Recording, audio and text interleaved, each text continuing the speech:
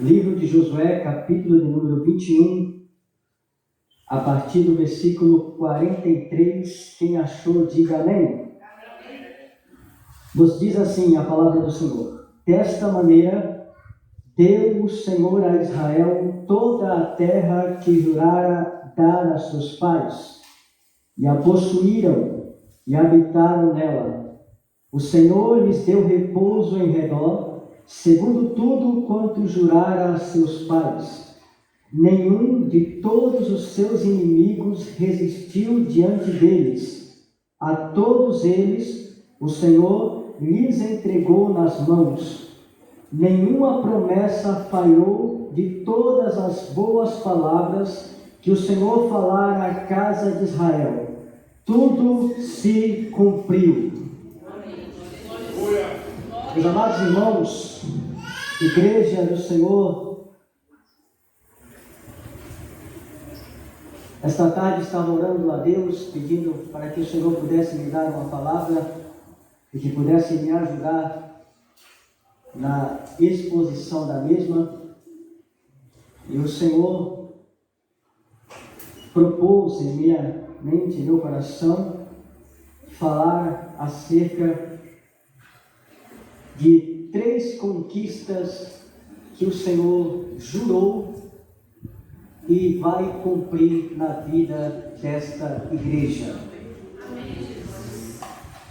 Os irmãos conhecem muito bem o livro de Josué e sabem que Josué era a continuação das promessas que Deus havia feito aos patriarcas Abraão, Isaque, Jacó, a José, e que, dando continuidade a estas promessas, resolveu intervir na história do povo de Israel, haja vista que este povo estava sofrendo no Egito, sofrendo de tal maneira que o próprio autor do livro de Êxodo vai dizer que o clamor daquele povo havia chegado aos ouvidos de Deus. Aquele povo que estava no Êxodo, que estava ali no Egito, estava oprimido, estava sendo perseguido, estava sendo amassado, castigado com varas de açoite, estava sendo humilhado e envergonhado, mas tinha uma promessa que Deus havia feito, e essa promessa Deus, de hipótese alguma, podia voltar atrás. Por isso que o próprio Deus vai dizer nas penas dos escritores de Números que ele não é um homem para que minta, nem o filho do homem para que se arrependa. Haja vista que Deus, se prometer algo à sua vida, ao seu respeito, pode ter certeza que ele é fiel para cumprir e ele não vai voltar atrás. Não importa qual seja a sua situação, não importa qual seja a circunstância, a história em que você está inserido, Deus é poderoso para que nesta noite Ele venha virar as páginas e escrever uma nova história para a sua vida. O povo de Israel estava dentro de uma história, estava inserido dentro de uma perspectiva de sofrimento, mas havia uma promessa e Deus fez questão de intervir para cumprir esta promessa. Ele havia jurado uma terra, ele havia jurado um descanso, ele havia prometido ao povo que eles iriam sair do Egito e iriam festejar, iriam cultuar a Deus, iriam adorar o Senhor Jeová em um lugar que o Senhor escolhera para dar. E haja vista também, e é interessante observar, que não era uma terra nova, não era uma terra inédita. Deus escolheu uma terra de um povo desobediente, de um povo que não adorava o verdadeiro Deus, e escolheu aquela terra para dar a Israel. Deus então tomou aquela terra, Canaã, dos cananitas, e entregou na mão do povo. E aqui eu quero proferir a primeira palavra profética nesta noite para você. Deus, Ele vai pegar de quem tem para dar para você, porque quem tem não está sendo obediente para as promessas de Deus. Josué então entra nesse cenário. Ele entra como líder, uma vez que o povo, muito bem vocês sabem a história, não fez por onde merecer aquela promessa. A maioria deles caíram no deserto, morreram, alguns de morte natural, outros de doença, alguns sendo castigados por Deus. Coube a Josué tomar o lugar de Moisés como líder, escolhido pelo próprio Josué para guiar o povo. Então, dentro do livro de Josué, há 4 atividades que Deus vai realizar sobre a vida do povo para que essa promessa seja cumprida. A primeira, Deus vai fazer o povo atravessar o Rio Jordão para adquirir a promessa de Deus ao vale, ao rio a ser atravessado. E Deus nesta noite diz que Ele está com você, que Ele está comigo, que Ele está com esta igreja para atravessar este rio. O mais extenso que ele seja, o mais bravio que ele seja, não vai segurar as promessas de Deus para o povo ADVL, não vai segurar esta igreja, porque existe um caminho a ser seguido, e este caminho é do cumprimento da promessa de Deus para a vida desta igreja. Glória a Deus, aleluia. A segunda atividade de Deus na vida de Josué e do povo de Israel foi a divisão, a tomada de Jericó. Vocês conhecem bem no capítulo 6 que houve um processo muito lento, um processo muito bem hábil, muito bem estratégico, estabelecido por Deus. Porque Deus não vem de maneira apavorada. Deus não é como nós. Deus não é como alguns crentes que querem de uma maneira imediata. Deus não é aquele ser que vem e quer fazer de qualquer jeito. Há estratégia de Deus, há estabelecimento de Deus. E Deus sabia que o povo estava abraçado. Vai tomar posse da terra? Vai. Só que vai ser do meu jeito, vai ser da minha estratégia, vai ser com a minha vontade. Então ele fez rodear o povo, fez aquele todo o processo, 7 dias, depois mais 6, tocou trombeta, dançou, cantou, até que Jericó caísse. Então escute, Deus vai estabelecer uma estratégia. Se você tem algo da parte de Deus, ainda está começando o ano, é janeiro e ainda tem mais 11 meses. Fique atento, porque aquilo que Deus vai dar para você, Ele vai estabelecer uma estratégia, e tenha certeza que Ele vai dar, não importa qual seja Jericó que esteja de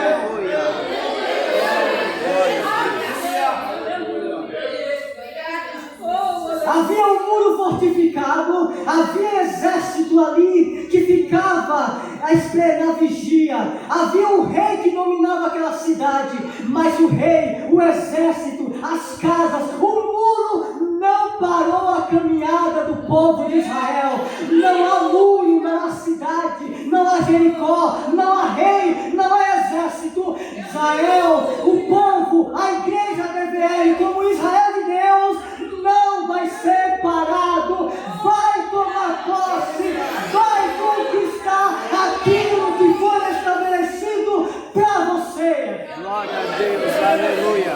Oh, Me permita usar uma frase de um pregador bem conhecido. Uma certa feita, ele pregou e o tema da mensagem dele era: aquilo que está escrito a seu respeito, ninguém pode revogar. Eu quero pegar emprestar esta frase, porque não é minha, é de um pastor renomado, e quero dizer para você: aquilo que Deus escreveu a seu respeito, Jericó, o rei, o exército, não há rei que revogar. 2020 será o ano da conquista, será o ano da vitória, será o ano que Deus vai fazer você cantar. glória a Deus, aleluia. Oh, glória. O povo entra em Israel, o povo é chamado, o povo é conclamado, se reúne, se congregam, se juntam e entram dentro da terra. Eles tomam posse de Canaã, diante da estratégia que Deus havia estabelecido, e ali começa a estabelecer a sua cultura, a sua identidade, começa a usar daquela terra, haja vista que o Deus tinha prometido que era a terra que manava leite e mel, no sentido de que era boa para cultivar, para plantar e colher. Não havia leite e mel literalmente, mas havia condições propícias para que eles pudessem comer do melhor daquela terra.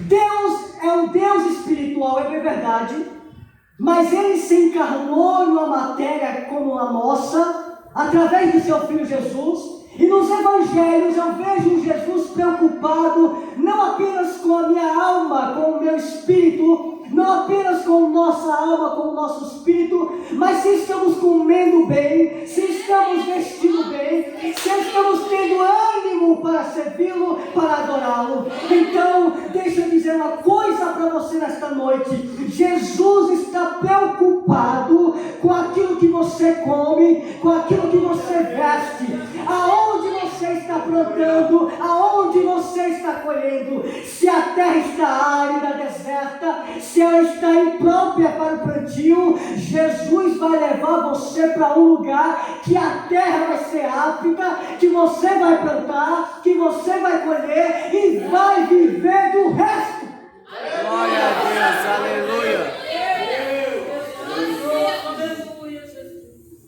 Ricardo, eu estou no endereço. Não se preocupe que Deus pode mudar o endereço da sua casa.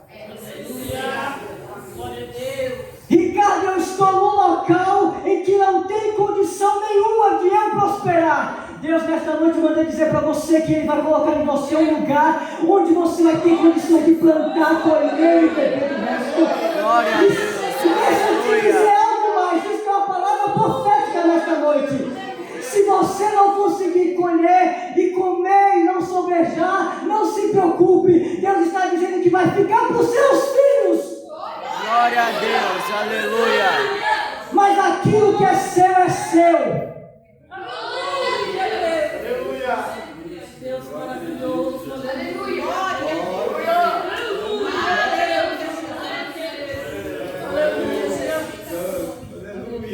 Eu costumo dizer que o sol nasce para todos. O mesmo Deus que faz prosperar lá fora é o mesmo Deus que nós servimos aqui dentro. O mesmo Deus, o mesmo Senhor que abençoa aqueles que estão nas outras igrejas é o mesmo que está aqui dentro. Que há alguns que estão correndo, mudando o caminho para outras, achando que lá vai ser a maravilha. Deixa eu te dizer, coisas maravilhosas estão por vir e vai acontecer aqui neste lugar. Nós presenciamos 3 dias. E esses 3 dias não é o último do ano. E deixa eu contar um segredo para você. Esses 3 dias foi apenas o prelúdio, o preâmbulo. Sabe quando você abre um livro e tem um prefácio, o preâmbulo do autor? Antes dele inserir a introdução e os capítulos, Deus, esses 3 dias, só fez um prelúdio daquilo que Ele vai realizar na vida desta igreja em 2020. Glória a Deus, aleluia. Oh, glória. Ricardo, eu quero fazer parte da história, então não falte nos cultos. Ricardo, eu quero pelo menos ver o meu nome em algum capítulo que Deus está escrevendo na DVL. Então não falte nenhum trabalho, porque este livro que vai ser escrito em 2020 vai ser um livro totalmente diferente dos outros anos. Glória a Deus, aleluia.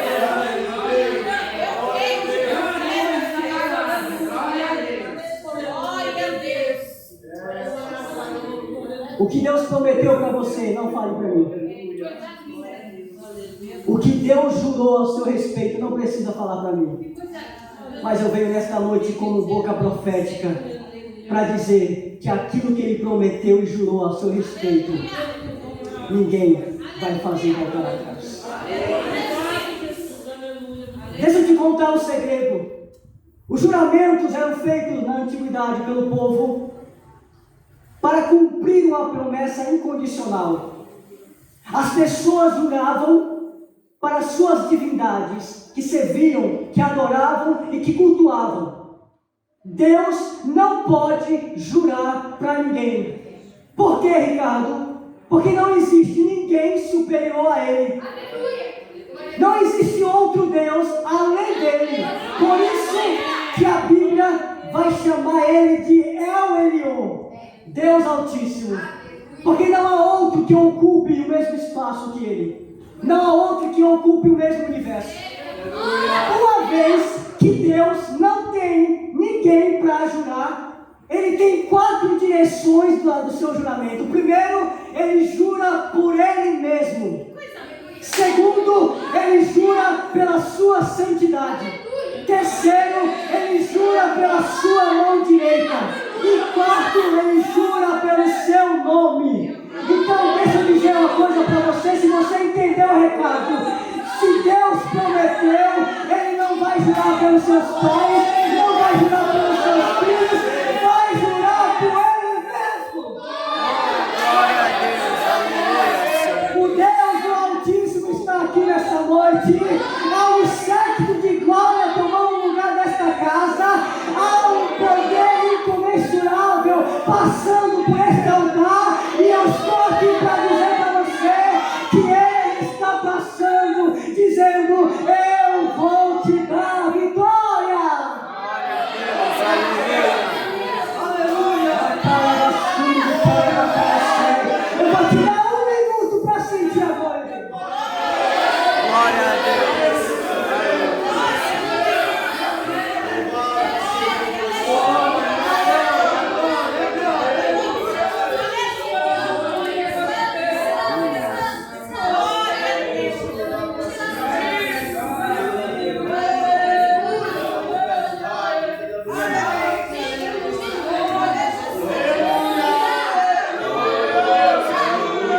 Jesus não esteve aqui nem na sexta, no sábado, no domingo. Jesus estava aqui na segunda e na hoje. E vai continuar com essa igreja até o final do ano. Glória a Deus, aleluia, Senhor meu Deus. Oh, glória.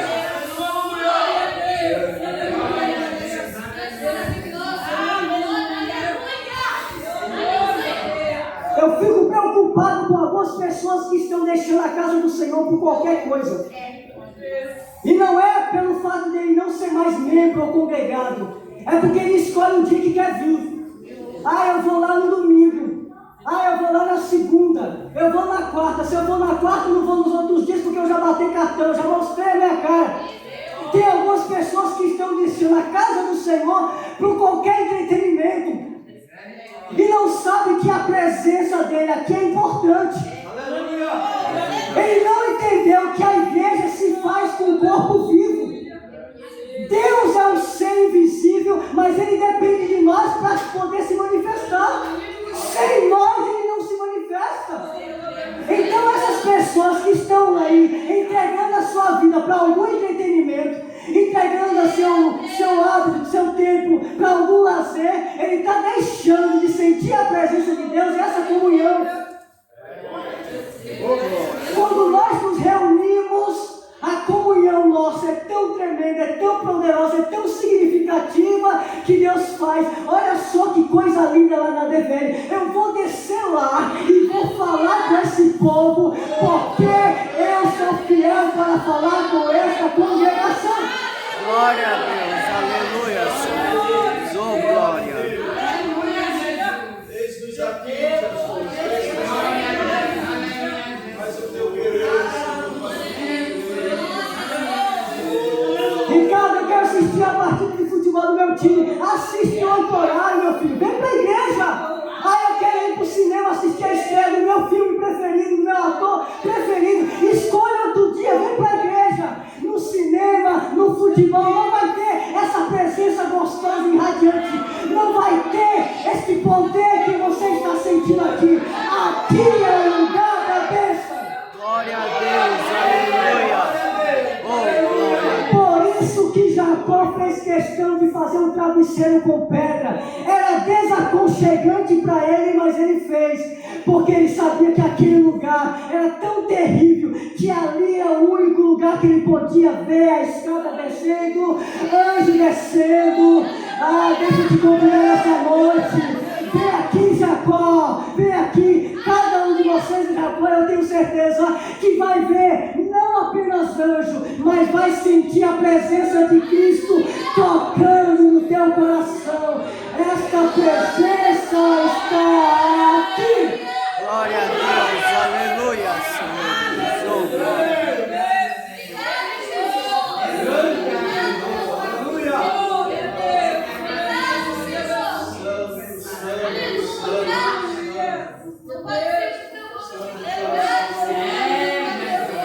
Eu falei que o tema da mensagem era 3 conquistas que Deus jurou para a igreja e vai cumprir. A primeira conquista e a primeira promessa é de uma terra. Esta terra não foi feita apenas para os ricos gozarem, mas foi feita para nós. Esta terra não é somente da elite. Esta terra não é somente dos magnatas. Eu não estou trazendo aqui nenhuma teologia da prosperidade, estou dizendo aquilo que o texto está dizendo, aquilo que Deus prometeu. E que o próprio Jesus ele disse nos evangelhos. Quando ele encontrava alguma pessoa desprezada pela sociedade, alguma pessoa que não tinha honra, alguma pessoa que era tratado como qualquer objeto, ele fazia questão de não somente chamar para ser discípulo, mas também para dar a ele a condição de gozar daquilo que Deus tinha prometido.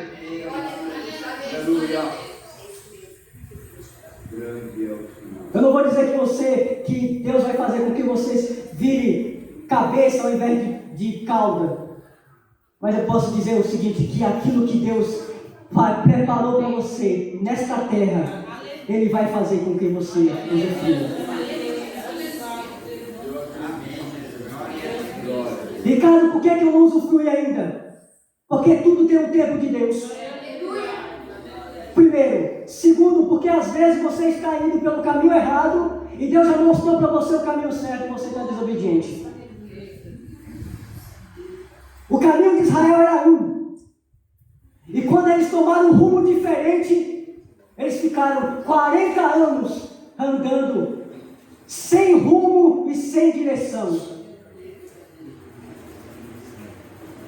Mas deixa eu contar um segredo para você, que mesmo sem rumo e sem direção, a Bíblia vai dizer que havia uma nuvem de noite e uma de dia.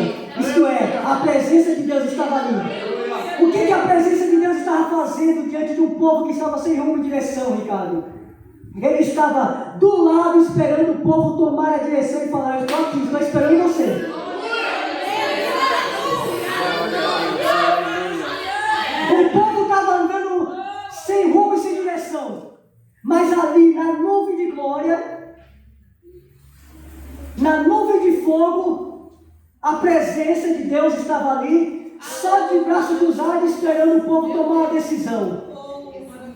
Nessa noite Deus está de braço cruzado, olhando para você e dizendo: eu estou esperando você fazer uma escolha e tomar uma decisão. Quando você tomar, eu vou fazer questão de chamar você para o meu lado, retificar as promessas que eu fiz e vou começar a trabalhar a seu respeito. Glória a Deus, aleluia. Esta terra é nossa, e enquanto você tiver fôlego, você tem o direito de usufruir dela.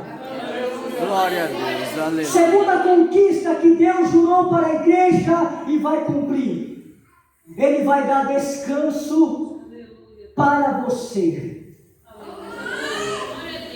A palavra descanso no original significa cessar a atividade.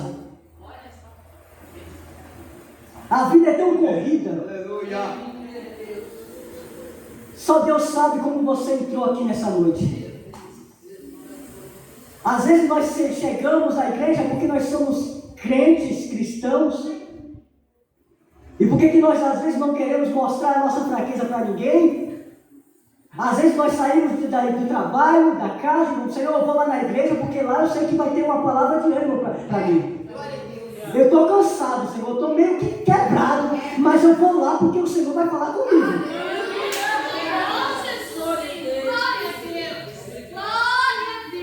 Deus está dizendo nessa noite que vai te dar descanso. Glória a Deus, aleluia,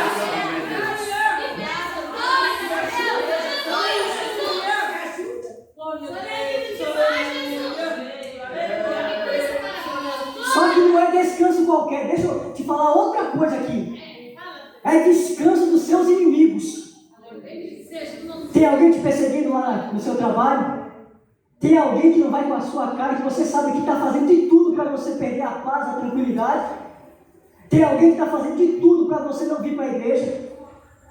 Tem uma potestade, um principado, tem uma hóstia espiritual da maldade, vista por Paulo, escrita em Efésios, ordenada, trabalhada e agida, atuada pela ordem de Satanás, o diabo, a antiga serpente que está doida para esta igreja falir, se acabar, que está doida para ficar vazia.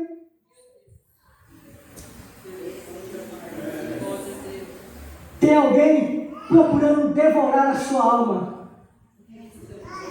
Por trás existe um poder terrível, sobrenatural, do qual eu não subestimo, que é o diabo.